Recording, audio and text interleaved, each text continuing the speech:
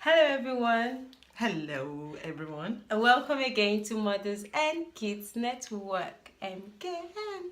In today's video, I've got my lovely Auntie Talks here with me. She's going to be sharing some of wonderful information that's helped me, that's helped a lot of people. Today's video, we're going to be talking about how to make life easier for a new mom. Some of the things that we're going to mention will also be useful for experienced moms as well.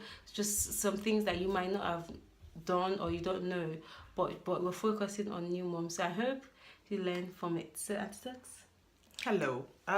As Ruth said, we're going to talk about what makes life, or what are the things you can do to make life easier for yourself as a new mom.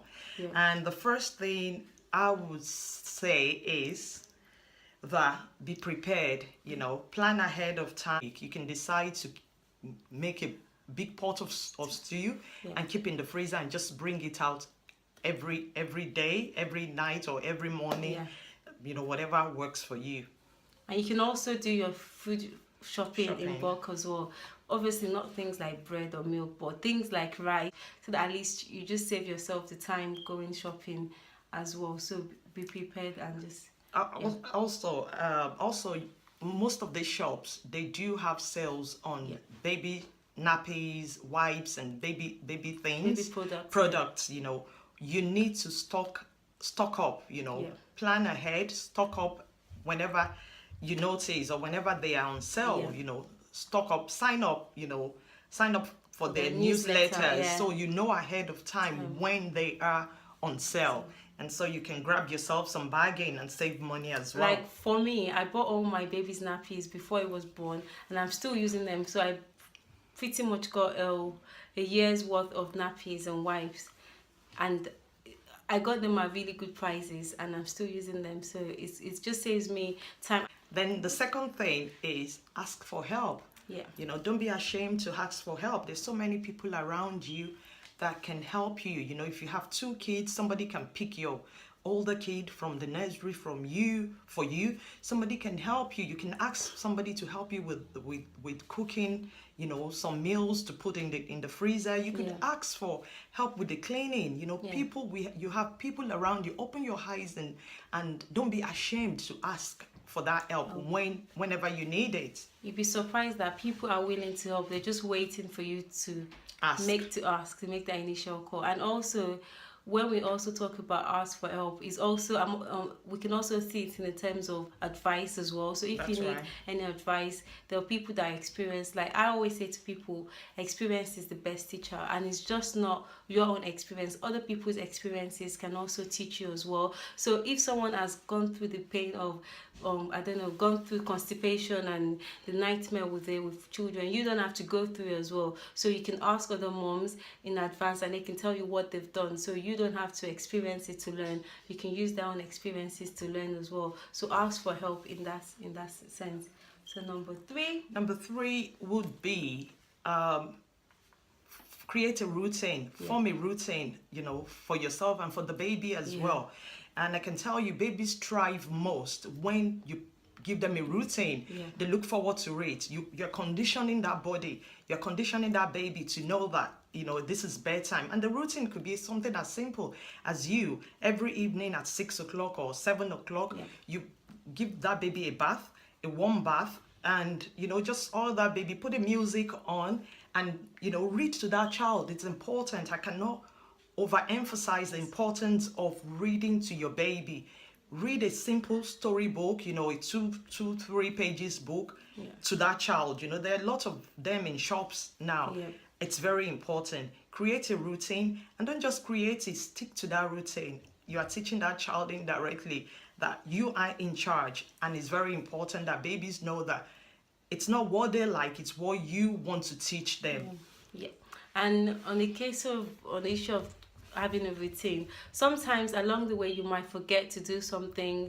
Don't give, because it's so easy to give up when you make one mistake. Don't give up, just try again, just keep trying, and after a while it would actually be your baby reminding you, because they're so used to it. They will just naturally start falling asleep, or start waking up, or just giving you like just signs to let you know that it's time to feed, because they're also used to that routine. But I've got a question actually, and so when is the time to start a routine? When should you plan for the routine, and when do you need to start a routine? As soon as the baby comes back home, as soon as you come back home with your baby, start that routine. And so you plan in advance. You plan in advance, and there's a very good book I've recommended. I've done a review on the book. On the book, so check all my videos. And there's a review on the book. I can't remember. And it's Contented Baby. Yeah, Contented Baby. Yeah. It's a very good book that will give you, routine for a child between the ages of 0, a newborn baby, to 3 months, then from 4 months to 6 months, every stage of the development. That book's really helped me. You can like change the book a little bit, like if you say to suit yourself, but just try and use the book as the foundation for your routine. Right. And for me, the book, I don't want to go into the book, but the most important thing the book gave me was confidence. And I can tell you that I used that book, and I can tell you that it works. You know, you just need to follow it. It does work. Number 5. That would be me time. All mommies should have me time. It's very important. Those that know me, they know that I don't joke with that. Set aside time for yourself. Time to just do whatever you feel like doing, what you enjoy. It might be cooking for yourself. It might be just time to just sit back and just relax, pick a book to read. It might be a time to just paint your fingers. It might be a time to just pamper yourself, do your facials, and do whatever you can watch a movie on YouTube or something, or watch my video. You can decide to watch a movie. You can decide to go for a walk. You can decide to do whatever that makes you happy. And it's important, as you also say, that don't forget your aspiration. Because you're a mom doesn't mean that you can't pursue your career, or you should not do what you are destined to do in life. It's important that you also follow that as well. And the me time, some people confuse the me time with, oh, my baby's sleeping for 15 minutes, let me quickly run and do something. No, we're talking about setting aside something tangible. So whether or not the baby's sleeping, that's the baby's business. And that's weird. If they want to sleep, they don't want to sleep, you still have your me time then. And that's weird.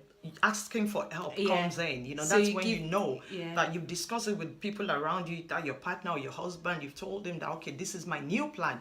I want to set aside time for myself. It's very important, because you cannot afford to burn out, because who's going to look after that baby? So you need to make sure that every time, set aside time that you can use to relax and just enjoy yourself. So the next point is pause time. It's time for you to take a break, Think first before you pick your baby up. And what do I mean? When a baby cries, press the pause button. Press the pause button. Don't just rush to pick that baby up.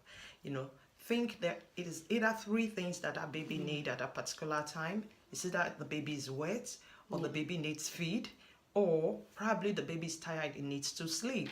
So you need to think and figure that out before you pick that baby up. A lot of us will just rush and, pick up the baby when they cry. So by you waiting and pausing to figure out what the problem is, why is that child crying at that time, you're giving also teaching that child that, it's not every time that mommy will be there to suit you, So it's important that we do that. If you fed the baby, you've changed the baby's nappies, and also, the baby is not tired, just leave that baby.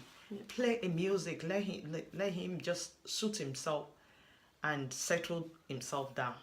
But what if they are still crying? What do you do? Then you can pick them up, But the key thing, as soon as they stop crying, you put them back. As soon as they stop crying, you soothe them, hold them, give them a bit of cuddles, which is very important. Kids thrive, by their mom's cuddles and, the amount of love you give to that child. So it's important that we know that as soon as you soothe that baby, learn to put that baby down. So they don't get used to it. And if they cry again, reassure them that you are close by. Pick that baby up again, and after I stop crying, put him back in his chair, on his chair. And I think some people get tired of doing that, picking them up, put them down, because initially we might do that a lot. That's so right. some people just be like, you know what, I'll just carry the baby and just leave the baby on my chest to sleep, you know, you're creating more problem in the future for yourself. Yeah, it might sound like it's a lot of stress carrying, dropping, but it doesn't get easier. That's one thing I want you to know. It won't get easier. It gets more difficult. It get more tiring. The next point is tidying up the house, the time that you should do it, so that you're not always tidying up or always washing. Just set aside the time to do it. And that's right. That's correct. Yeah. You know, it's important that we do that. Before you go to bed, you can decide to just make it the time you tidy up. Do as much as you can do. Tidy up in the evening or at night, before the last thing before you go to bed, so that when you wake up to a clean house, you know, and you can put the baby down and just sit down and have your own cup of tea. And also, it's also important that you can decide to do your washing late at night, you know, last thing. You're saving money by doing that as well when you decide to wash late in the night, you know. I think this is also important for people that have maybe toddlers or a little bit older, because they're always, I don't know, scattering the house. If you're constantly clearing up, you're going to get tired. But at least you know that every day your house is clean because you've done it after everyone's gone to bed. You wake up to a nice and clean house, then you do it again at the end of the day. That's right. So you're not just always stressing yourself cleaning. Yes. Then the next point is that you shouldn't, I think we've mentioned this briefly, but it's a point on its own, that how to make life easier for yourself is don't forget your own life aspirations as well. So the things that you enjoy doing, the things that you've planned to do, don't forget them and make sure that you do them, that you're still pursuing them as well. Right. That's right. Yeah. And you can only achieve that by making sure that your baby is independent, because if your baby is independent, they can sit down, you're in the same living room with them, and you're on the internet, you're, I don't know, making phone calls, doing your own thing, but the baby can see you, that you're around when they need it, so they're happy for you to be around, but you're not necessarily carrying them. It's also important that you look for what is convenient for you. You know, you can decide to have a changing unit downstairs, or you have like your nappies and your wipes downstairs. You don't have to keep running upstairs to go and get your nappy supply and come downstairs, or when the baby's crying, that's when you realize that. The funny thing, I actually did it. Important. I bought about 4 changing bags, and I'll tell you what they were all for. I had one changing bag in my living room downstairs. I had everything I needed, so I wasn't running up and down for change or thing until like night time. So that's very important. I had another changing bag for when we go out, because then I don't have to remember that I need to pack this, so that once I'm going out, I just carry my bag and off I go, I'm ready. So I just had different changing bags for different purposes. So it's very important. Because it is tiring. It is. And also, you know, when you're going out, make sure if you have a car, leave some nappies and wipes and a change of clothes in the car, permanently in the car, and you can bring it in as time goes on, you know, change the size if your baby moves off exactly. But it's important you keep one in there for emergency. It's very, and if you don't have a car, make sure you keep one in your push chair for when you go out and about. You can always you know, pick it. I tell you that there will be a day that you will be desperate for it, that you will need it. Another point is think of what works for you. Whatever works for you, follow your heart, look at your baby, you know, and do whatever works for you. And if you need help, please don't hesitate to ask. Ask your midwife, ask your GP practice, just walk in there and discuss whatever. And look for people around you that have older children as well, and ask them how they did it, you know. So the whole point of this video is how to be a mom and still look as beautiful as Auntie Talks. So that you're not just running around and just not looking after yourself. So how to just make sure that the baby's happy and you are also happy. It's very important. So guys, I hope you like this video. And if you have any other contribution or anything that you think, or questions, yeah, feel free to ask and we will answer them. And if there's anything that we've missed and that you want to share as well, put it down below. Other people, or I can also learn from them as well. Make sure you like, make sure you subscribe, and make sure you share this video. And let me know if you want Auntie Talks to come back. I'm sure you do. Let me know and I'll try and make her come back. Until next time, take care. Bye. Bye.